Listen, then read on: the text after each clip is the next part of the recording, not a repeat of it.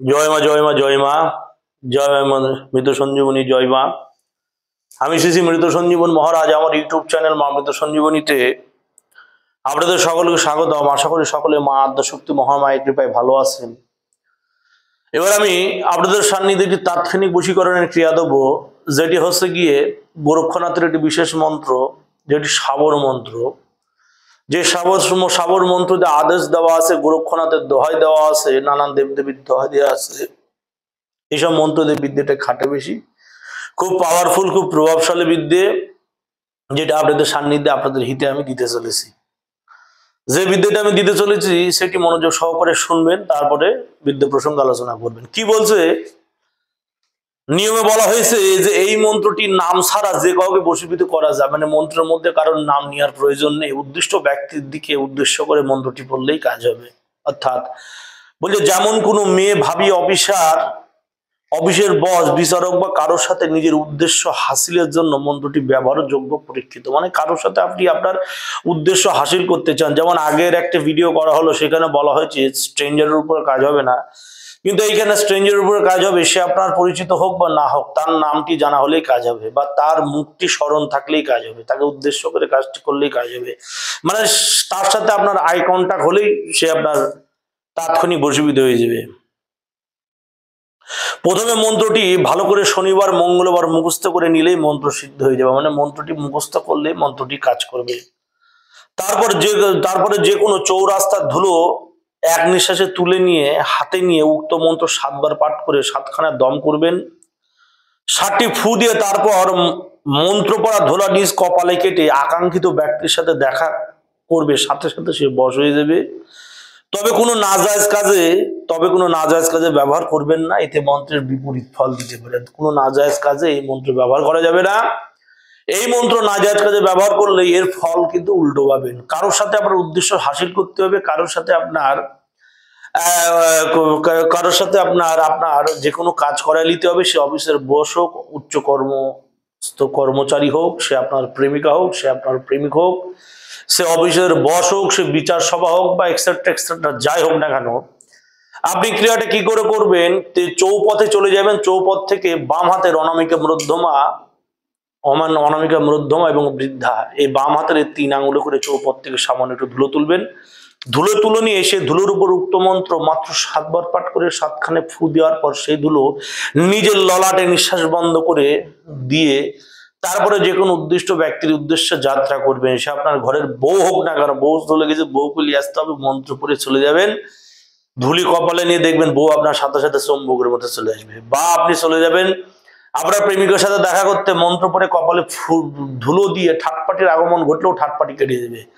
প্রেমিকের সাথে দেখা করতে চলে যাবেন, প্রেমিকের সাথে দেখা করতে চলে যাবেন, সে আপনার সাথে চলে আসবে। অফিসের বসকে দিয়ে কোনো বিশেষ কর্ম করে নিতে চান, কাজ করে নিতে চান, অফিসের বস কোনো মতো রাজি হচ্ছে না, অফিসের বস বারবার হচ্ছে গিয়ে আপনাকে ডেটের পর ডেট দিয়ে যাচ্ছে, আপনার প্রমোশন হচ্ছে না, চাকরির নরজয় অবস্থা হয়ে যাচ্ছে, বা কোনো বিচার সালিশে সবাই আপনার হচ্ছে গিয়ে ডাক হয়েছে, যেখানে আপনার কোনো কুসুর করার নাই, তার কোনো দোষ করেন নাই, তারপরে বেকাসুর আপনাকে হচ্ছে গিয়ে বিনা দোষে আপনাকে হচ্ছে গিয়ে শাস্তি দেওয়া হবে। সেক্ষেত্রে আপনি কাজটি করতে পারেন, খুব প্রভাবিত, খুব কাজের জিনিস। যেহেতু গোরক্ষনাথের মন্ত্র, যেহেতু সাবর মন্ত্র, সেক্ষেত্রে এই বিদ্যাটা খুব খাটবে। এই যে বিদ্যাটা, এই হচ্ছে বিদ্যাটি, দেখে নেন, এই হচ্ছে বিদ্যাটি, খুব কাজের বিদ্যে। হ্যাঁ, স্পাইরাল অবশ্য।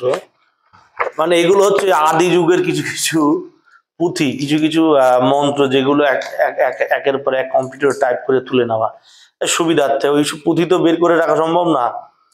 মন্ত্র বলছে, মনোযোগ সহকারে শুনুন। মন্ত্র বলছে ওম নমো আদেশ গুরু কি বলেছে, আদেশ গোরক্ষনাথের মন্ত্র বলছে ওম নমো আদেশ গুরু কি রাজামোহ প্রজামোহ ব্রহ্মা বানিয়া हनुमंत में जगत मोह तो रामचंद्र पर मनिया गुरु की शक्ति मेरी भक्ति पूर्व मंत्र ईश्वर वाचा। आवर बोली, ओम नमो आदेश गुरु की राजा मोह प्रजा मोह ब्रह्मन बनिया हनुमंत में जगत मोह तो रामचंद्र पर मनिया गुरु की शक्ति मेरे भक्ति पूर्व मंत्र ईश्वर वाचा। এই হচ্ছে মন্ত্র।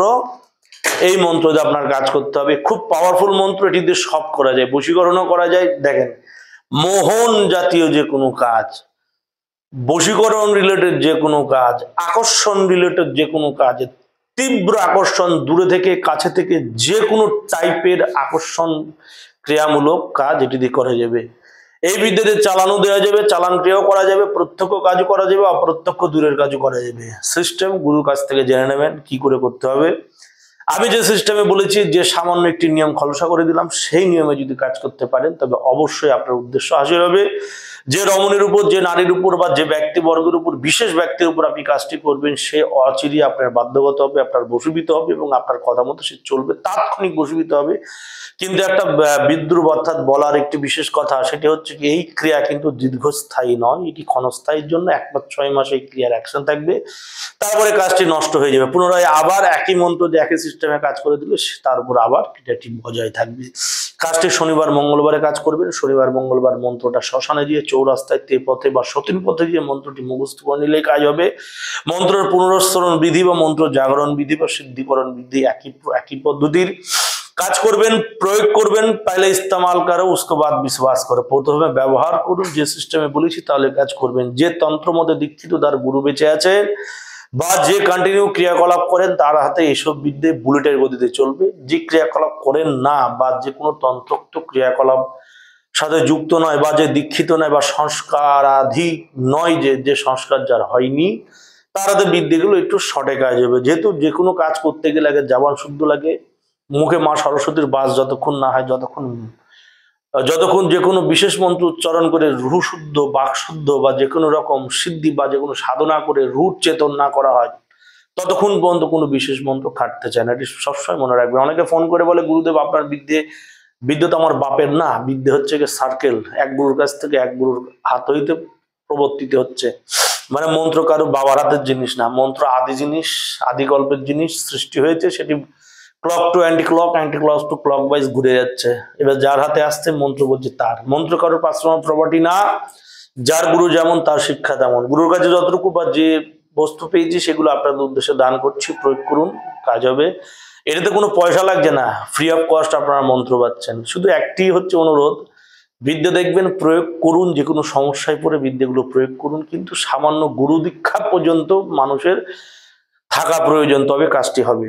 আচ্ছা, যারা এই ধরনের সমস্যায় পড়ে আছেন, তারা যে কোনো প্রেম প্রীতি রিলেটেড বা ভালোবাসা রিলেটেড, বউ চলে গেছে, স্ত্রী চলে গেছে, স্বামী স্ত্রীর মধ্যে দাম্পত্য কলহ বা প্রেমিকার সাথে দাম্পত্য কলহ, থার্ড পার্টি ঢুকে গেছে, বা যে কোনো রিলেটেড সমস্যায় পড়ে আছেন, কোনো সমস্যার সমাধান কেউ বিশেষটি করতে পারছে না, বা শত্রুর জ্বালায় জ্বলছেন, শত্রু দমন, শত্রু হরণ, শত্রু মারণ, শত্রুর উপর কালবান, উচ্ছেদন, উচ্চাটন, স্তম্ভন, মোহন, যে জাতীয় তন্ত্রের সবকম রিলেটেড যত কাজ আছে সব আমি করি।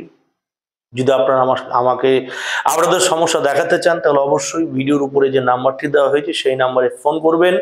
বিশেষ জরুরি কারণ ছাড়া ফোন করবেন না।